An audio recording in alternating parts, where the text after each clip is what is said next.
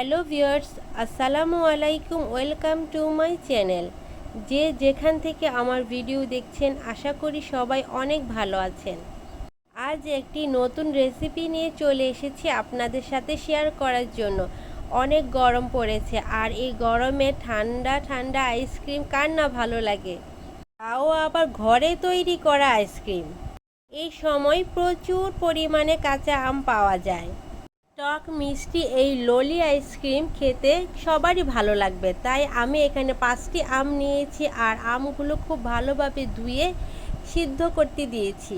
সিদ্ধ করা হয়ে গেছে, এখন এগুলো আরিয়ান খুব ভালোভাবে ছিলে নিচ্ছে।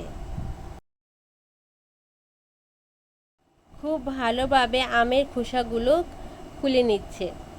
আরিয়ান আইসক্রিম বানানোর কাজে অনেক হেল্প করছে আমাকে।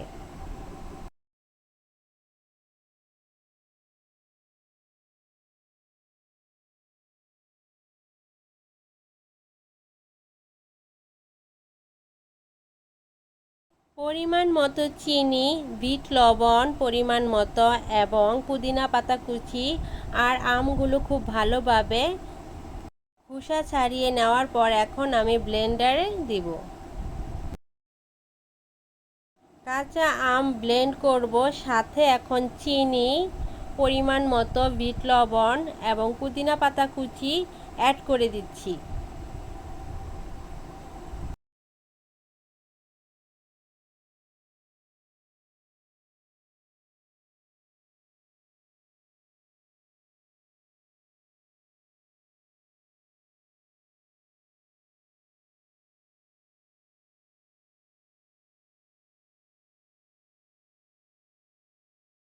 অল্প পরিমাণে পানি অ্যাড করেছি। ব্লেন্ড করা শুরু হয়ে গেল।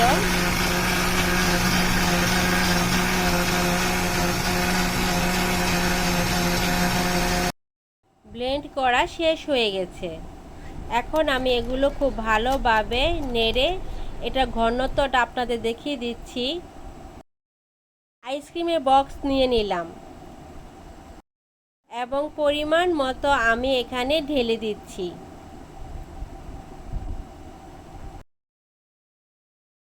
আইসক্রিমের কাঠিগুলো নিলাম এবং কাঠিগুলো একে একে করে দিয়ে দিব।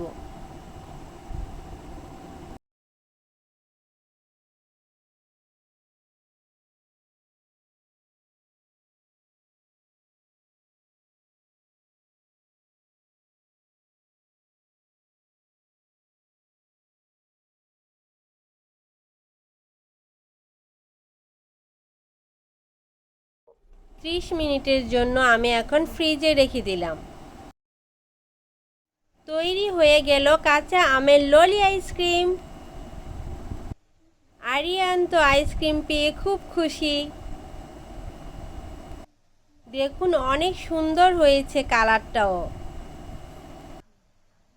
এবং অনেক সফট আর মিহি। খুবই সুস্বাদু আর মজাদার হয়েছিল আইসক্রিমটি। আপনারাও বাসায় ট্রাই করবেন, আর কেমন হয়েছে অবশ্যই কমেন্টে জানাবেন। আল্লাহ হাফেজ।